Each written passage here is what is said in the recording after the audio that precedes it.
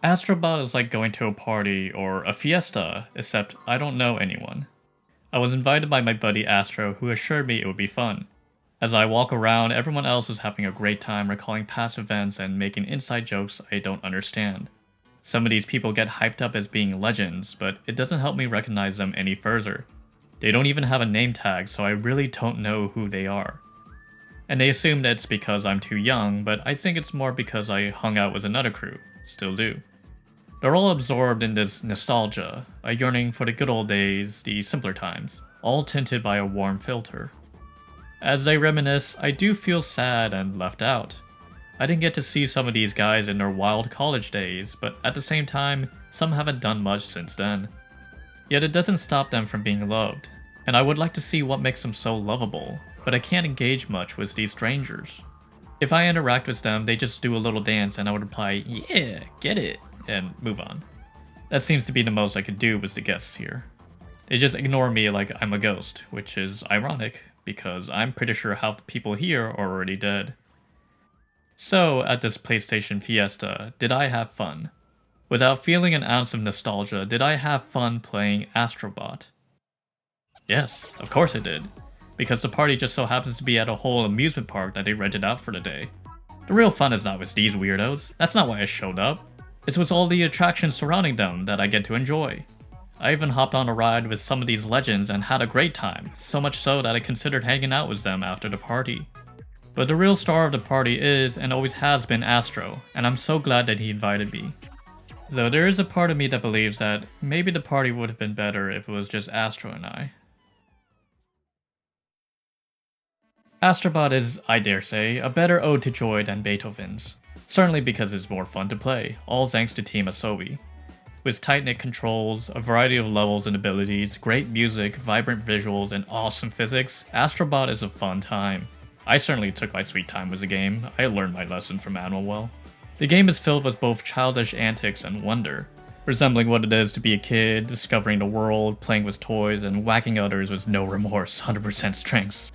Kids and babies can hit pretty hard, not so much because they lack morals, but more so because of their lack of physical and emotional restraint. Combined with their naivete, they can get into some mischief like the alien bullies we see in the game, ruining our precious PS5 by breaking it and stealing the shiny thing inside. I know story is not a focus at all in developing the game. I'm not going to pretend that Astrobot has some profound narrative, but these are intentional details made to support the idea of childhood and play. I'm sure many can relate to children drawing on things they shouldn't. Although, speaking of details and lore, I am stumped by why everything has these CRT TV eyes except for the dolphins. And what's even weirder is that this ancient dolphin statue has the eyes, but not the live ones across it. Are they imposters? Did they evolve? Will Astro evolve? Anyways, I'm putting more thought into this than I should. I'm already putting a lot of thought into Astrobot itself. So for this video, I might as well double down and relate some of my thoughts about Astrobot to something more useful like psychology. Adding to the theme of childhood and happiness, Astro and the other bots are also designed to be childish. The way they're animated is very juvenile, jumping up and down to express their excitement or being generally clumsy. As for their aesthetics, they were given features such as a rounded body, a giant head, a wide face, and big eyes to be endearing. These visual details match the baby schema or Kindchenschema well, the qualities of what makes things cute. Adding on to previous descriptions, having a small nose and mouth, or none at all, also contributes to cuteness. Babies provide the basis of what we find cute, and that can be extrapolated onto a variety of things like puppies, cars, rectangles, and of course, anime girls. Perceiving cuteness makes us feel happier and also protective, giving us the desire to take things under our care, from babies to AR bots. We take Astro under our care by guiding him with our controller, while rescuing the lost bots. The developers also see Astro himself as a guide, a friend to invite you into the world of play and endless creativity. And there is much to contribute to the fun and flow of Astrobot. With the tempo Astro runs and jumps, with how the levels are spaced and made, the game has a nice pace in its design. Most levels are linear, with a clearly defined path despite how vibrant the scene can be. Each are at the perfect lengths, never dragging on for too long or feeling curtailed. The default controls are very simple, with Astro needing only to punch, jump, and hover. But the variety is found in the power-ups, or a level's central mechanic. They're mostly intuitive, though sometimes a quick pop-up would show to use the triggers or gyro. But sure, it's not Astro's fault that using the full features of a PlayStation controller isn't intuitive. The thing is like a bop it, except 99% of games don't ever ask you to flick it or blow it, just merely bop it. But the game doesn't overwhelm you like a bop it would. It's purposefully lax and simple to account for all skill levels. By reducing complexity, it makes it so that the brain can focus on platforming and avoiding enemies. This is where the bulk of the difficulty lies. One fall and one hit is all it takes to restart. But the game is very generous about checkpoints, so much so that the game will respawn you in a nearby area without checkpoints. And while progressing through levels, there will be mini flash puzzles that require some forethought, but never completely halts the pace. The game is designed to support an optimal experience through its levels. It's not too hard, but it's also not brain dead. I found a more optimal flow through the challenge levels. They're harder, shorter levels without checkpoints that properly test the player's skill and reflexes. I was a bit frustrated at first, only because I had to adjust to the spike in difficulty compared to the normal levels. But once I lock in, I find myself in a trance, or a flow state. Another feeling that contributes to happiness. Discovered by Mihai Csikszentmihalyi, flow is a state of full immersion in a task that is so enjoyable it overrides the present needs. And flow can be achieved in a wide variety of activities, from rock climbing, drawing, playing an instrument, and I guess even playing with a bop it. Any activity that is autotelic, or motivating on its own, something you would do for the sake of it, not for money, praise, or anything external. It's about the process more than the result. It's also an activity that can balance skill level and challenge, so that you're always pushing for improvement while being out of the comfort zone. If it's too easy, the experience becomes boring and can cause apathy. If it's too difficult, the experience becomes frustrating and can cause anxiety. But when it's just right, when you are in complete focus, nothing else matters and everything disappears. It requires full attention, so no podcast or my voice in the background. Your sense of time and sense of self, it all flows away along with the world and its worries. All that exists is just fun, a sense of play, which is true to Astro Bot and even the developer's name. Asobi is the Japanese noun for play, recreation, or pastime. I like how this site, Numerodons, defines it as what we do outside the obligations of our life. Albeit, Astro Bot is not the most challenging experience, and other games can induce the flow state better like Tetris or Power Wash Simulator.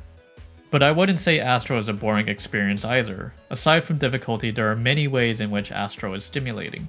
For example, the visuals are fantastic, enough to make the Nintendo fan in me jealous. Everything is so animated, colorful, and detailed. I especially like this little grotto when watching the water caustics move. The music is also fantastic and catchy. I've always liked it since Playroom, though nothing has topped the GPU song.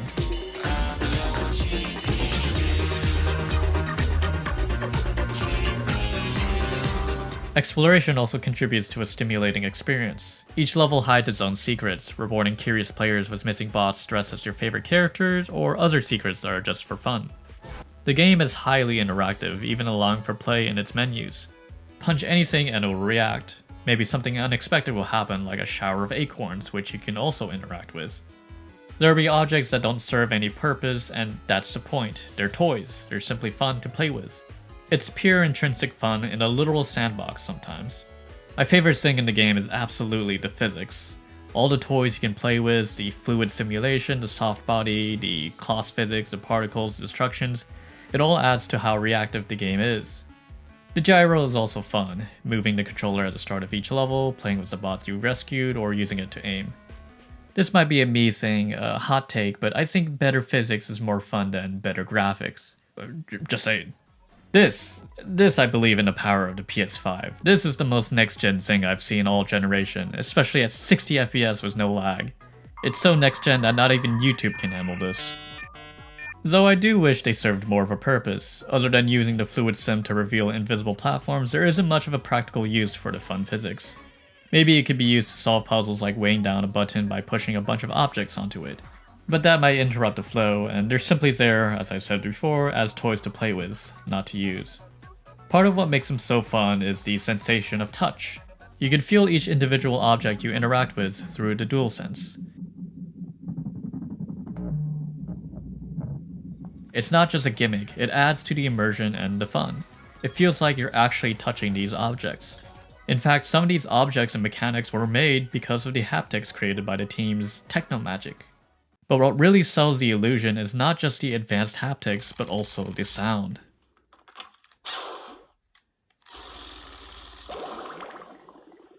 Everything Astro touches is felt and heard through the controller. Sound can be very immersive, but I'm sure any gamer with headphones would already know. Team Asobi believes in the trinity of immersion, what you see, hear, and feel, and all three contribute to the immersion, flow, and fun of Astro Bot. For me, the greatest fun with the physics is the destruction. I mean, just look at this. It's so satisfying and mesmerizing to see a splash of particles, to get to break things and see what happens and not have to clean up the mess. A way to feed your impulses in a safe environment. I try to look deeper into why it might be fun to destroy things, but the best I found was a blog from a psychologist.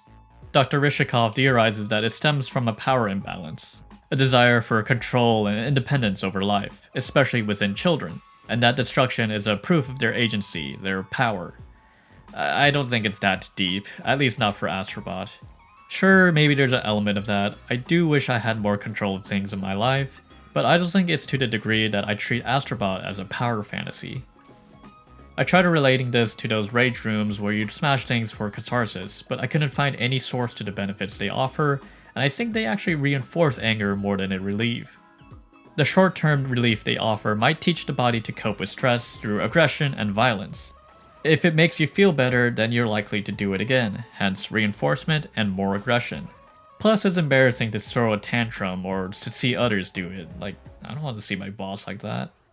Again, not that relevant to Astro. I'm not sure how effective Astro will be in venting out anger, but it might improve your mood based on a study with a similar game. You might have seen articles about how Super Mario Odyssey is a cure for depression. Obviously not to that degree, but it had a noticeable effect. A study from Germany investigated how 3D games like Super Mario Odyssey can help people diagnosed with MDD or major depressive disorder. They found that playing Odyssey while receiving proper treatment saw a significant decrease of depressive symptoms, improved visual spatial memory functions, and increased motivation. Some caveats to mention is that the sample was very small, 46 people in total with 14 of them playing Mario. Intervention occurred over the course of 6 weeks. The gaming group were likely motivated because of their desire to play the game. There was no follow-up to examine lasting effects. And lastly, participants familiar with video games were excluded from the study. Still, there was evidence against the null hypothesis. Playing Mario had a significant effect, with the proportion of participants with depressive symptoms decreasing from 100% to 57%. And other studies based on video games were referenced for consistency. Another thing I'll mention is that in the conclusion, the study suggested that gaming could be a cost-effective intervention to MDD. Right, spending $400 to $600 for a console and a game is considered cheaper than therapy and meds. That's depressing. I'm gonna go play Odyssey again to cheer me up. Might even double dose by playing Astro Bot. I'm just exaggerating though. The full quote says in conjunction with regular treatment and therapy. Obviously, video games can't replace actual medical help. This study might not be well generalized, especially with its small sample size and exclusion of gamers, but I believe it can be somewhat extrapolated to Astro Bot. The reason why Super Mario Odyssey was chosen was because it was an action game. It was non-violent, fast-paced, visually stimulating, and spatially challenging. The study wanted to test the participants' higher cognitive functions, spatial navigation, visual spatial memory, and planning abilities. Also was chosen because it was highly motivating. It was inviting, engaging, and simply fun. I think all of those qualities match Astro Bot well, and I'm willing to wager the cost of a PS5 Pro that Astro Bot can also cheer people up. Look, I know how jejune Astro Bot looks. It's quite literally a baby game, but that doesn't stop the game from being fun. It's not like I'm trying to hype up, oh bro, you gotta check out Paw Patrol Mighty Pups Save Adventure Bay. Who knows, maybe it's a banger, but people seem to enjoy Astro Bot more. Just because it's for kids doesn't mean it's necessarily bad. Kids can enjoy and deserve to enjoy quality products as well, especially when PlayStation is more focused on mature games. Astro Bot is a game that everyone can play, but it doesn't mean it's for everyone. I get it, not all would enjoy the game no matter how charming it is. They might find the game too easy and rather be challenged by another game like Black Myth Wukong, or spend their time with a narrative-focused game like Silent Hill 2, or save their money to buy more games like Balatro 4 more times. However, fun is also a valued trait in gaming, and Astro Bot has so much of that. We don't need mature or cinematic games to find the sophistication of things. They can help foster that, help us acquire taste, but sugar still tastes good too. You can enjoy a fine, multi-layered dish that took like 5 years to make, filled with deep, complex umami flavor, and you could also enjoy a macaron, something sweet, small, and fun. Even then, some of the most complex dishes to make in the world are also sweet. We can enjoy both sweet and savory, or every flavor, as long as we have the time and money. I play games because I don't have to, so I might as well enjoy and try to find the best of things, even in something I'm disappointed with. I too know the doldrums of adulthood. I like being challenged too, heck, I love it. But life can be challenging enough already, so why not balance that with a fun game? But there's irony in all this talk about Astro being a kid's game when adults probably enjoy it more, especially with the nostalgic references. Except they aren't nostalgic for me. I didn't own a PlayStation until recently, and the games I've played are too fresh to be nostalgic. I've only played 9 of the games that Astro references out of like 100. I recognize more than what I've played, but not the majority. Of course, the one classic PlayStation game I've played doesn't get a bot, so thanks Square Enix. I can do a quick guess game of who I know, like that's Kratos, Leon, Uncharted, don't know, Crash, Smash, Pass, Smash. The closest I felt to being nostalgic was seeing this guy. I remember seeing the game and the buzzers in the stores and always wanting to press them. Though I can imagine Astro Bot itself being nostalgic in the future. Upon listening to the soundtrack again, the wave of memories might wash over me as I remember my adventure with Astro. Exploring every level, playing with the physics, and saving all the bots. Then suddenly Parappa would appear and say, "Ah yeah, that was so much fun. And remember when I crashed my dad's car and had to work at the flea market with that frog guy, all because I fantasized being with my crush Sunny?" What? No. Who are you? Who are any of you people? It's like that episode of Rick and Morty, Total Recall, but my memory is compromised by the ghost of PlayStation's past. Astro really puts the fun in Funeral because so many of these references come from dead franchises. Playing the Ape Escape level, I literally said to myself, oh, this is what I missed out on. And I was further saddened because this isn't what PlayStation is anymore. These cameos might make people happy, but those that spotted the specter of PlayStation were instead saddened. That nostalgia might depress us instead. So is nostalgia a good thing? Or is it another tool by Team Asobi to trick adults into liking a glorified PlayStation ad? Being initially a research and development team at PlayStation, did they take advantage of psychological concepts like Kindchenschema and flow to hack our brains? To trick us into giving perfect scores so it can win Game of the Year? So that Astro can build up a new dystopian regime under his name? Well, let's calm down and explore what is the point of nostalgia. Nostalgia is a feeling, a longing of the past, usually felt in a warm but bittersweet way. It relies on our memories, our attempts to revisit the past, with many of the grittier details glossed over. Nostalgia was initially perceived as a negative condition, a disease even, often confused with homesickness. It's a combination of the Greek words nostos and algos, roughly translating to homecoming pain. Though it became more positive and distinct from homesickness once people associated words like warm, old times, childhood, and yearning to nostalgia. And since then it has been seen as mostly positive, supported by general rhetoric and advertising, with companies reverting their products to older stylings to evoke a sentimentality and connection, almost as if you have traveled to the past. But with video games, you can quite literally relive the past by replaying a game. But that's not entirely true. It won't be the same experience years ago. And it's not because of the fancier graphics, it's because of the hands playing the game. You are not the same as you were back then. You play games differently, you see things differently, you breathe differently now. And that's one function of nostalgia. It supplies us with a bittersweet moment to show us how far we've come. The sweet from looking to the past, and the bitter in knowing we can't touch it. By showing the past, it affirms our identity, of who we are, who we aren't anymore, and who we've always been. Building a narrative and even a purpose in who we are. We typically experience nostalgia when we are stressed, lonely, or in a dour mood. Looking to the past is a way of coping and finding motivation, to show us what we already overcame. It's why we feel most nostalgic in young adulthood. It's a highly transitional period with events like graduation, moving, working, or marriage. It's a big push out of childhood and towards independence, the unknown future. But the past comforts us with memories to assure us that we can make it on our own. Despite previous sad events, nostalgia shows that we can move on, and that we can even laugh about them. So our current mood and circumstance can have us be saddened by nostalgia instead. Depending on how it is triggered, it might boost our moods in both ways. If nostalgia is triggered in a positive way, like reminiscing with family or spotting a cute cameo in a game, it might make us feel better. But if triggered by a negative emotion, like loneliness, it might make us more sad. Nostalgia might be more frequent in those with lower moods, as there is a correlational relationship between them. The worst interpretation of that is that nostalgia saddens people. At best, it works as a palliative, treating only the symptoms but not the source. Still, nostalgia is seen as a mixed feeling, but one that is generally helpful, even for a bit. Now, the nostalgia we see in Astro Bot is not someone's personal nostalgia, but rather a shared historical nostalgia, where people are nostalgic for a time period, like the 80s or the early days of PlayStation. This shared recollection can distort things further to where we romanticize the past. So as the adults now, we're going to look back at the 2000s as the good old days, when life was simpler and nothing bad happened. Like, 2001 was a great year. That's when Halo came out. And Advance Wars. 2007 to 2009 was also a great period. I got so many cool Bionicles. Though I remember my parents eating less for some reason. Any time can become the good old days, such as the bias of any perspective from a good childhood. We can bond with others over the past, but we can also isolate those that do not relate. But that won't be much of an issue if we're open to sharing that nostalgia. In episode 93 of the podcast Speaking of Psychology, Dr. Bachot said that one of the healthiest forms of nostalgia throughout human history has always been to connect each generation to the next, to share the best of the past, which is exactly what Team Asobi aims to do. They want to inspire the younger generation to try out PlayStation's older games.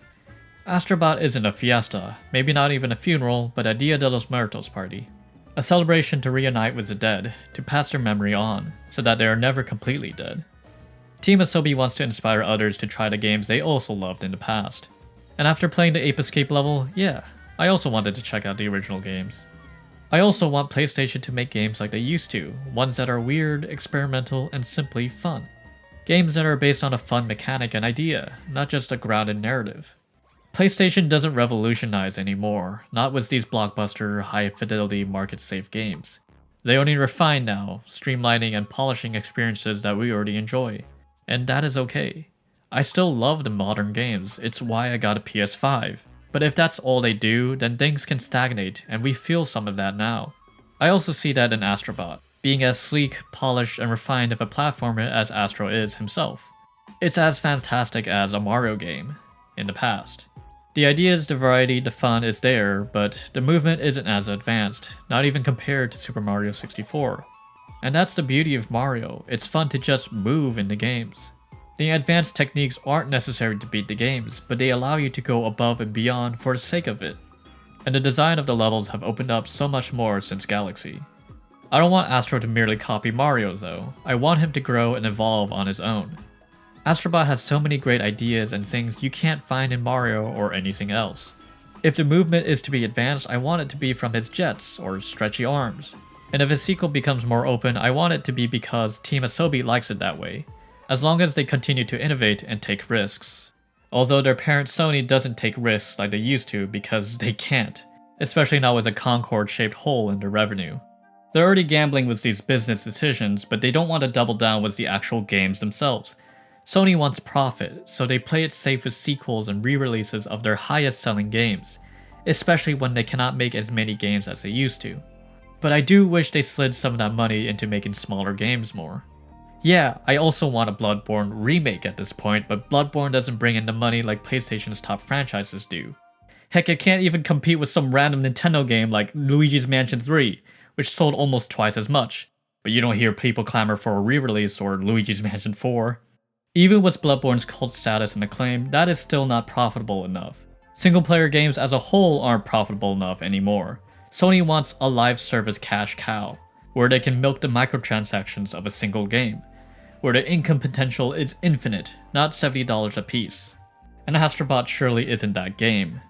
We'll see if it can even compete with Luigi's Mansion 3, but the fact that it got made gives me hope, not just in single-player games, but the games that Astro represents. The nostalgia used in Astro Bot isn't a ploy to trick us into liking the game. The game is already fun on its own merits, because Team Asobi knows what fun is. You don't need to understand German to know what is cute, you just feel it. And that is probably what Asobi does. They feel, and they tap into that feeling enough to replicate it. They aren't some out-of-touch suit trying to cram as many IPs they own into a product to sell. That's where you end up with Funko Fusion. That is nostalgia slop, a soulless amalgam of a product with no cohesion or intention behind anything, not even in the goal of having fun. Pop Funkos in general are soulless. They're a form of Kindchenschema in need of HR intervention. Team Asobi knows what play is, and that is the motivation behind every decision. They literally threw a bunch of things on the wall to see what stuck, and it turns out to be a lot of things, not because of the idea itself, but because of their talent and teamwork. Instead of watching a note slowly peel off, they work together to see how every note can stick. Even the idea of rescuing all the cameo bots wasn't initially planned. They were just normal bots like the other games. Yet they found a fun way to honor PlayStation by dressing up the bots as iconic characters. Still, I believe Astro can stand on his own, as long as he finds his own path. I believe Team Asobi can truly innovate to create a platformer to surpass Mario, with or without PlayStation's legacy. But it would be nice to have some help from the dead. Maybe gain enough encouragement to resurrect some of them. And who am I to ruin the party by complaining about all these ghouls? It's PlayStation's 30th anniversary after all, and when you're turning 30, yeah, you want to keep some of that fun, cherish some of that youth. Doing things for the sake of play and nothing more. As Gene Park of the Washington Post puts it, it's a passionate reminder of why PlayStation is even called that in the first place. Fun doesn't have to leave with age, and Astro Bot shows that, not only as a homage to PlayStation, but also as a homage to play.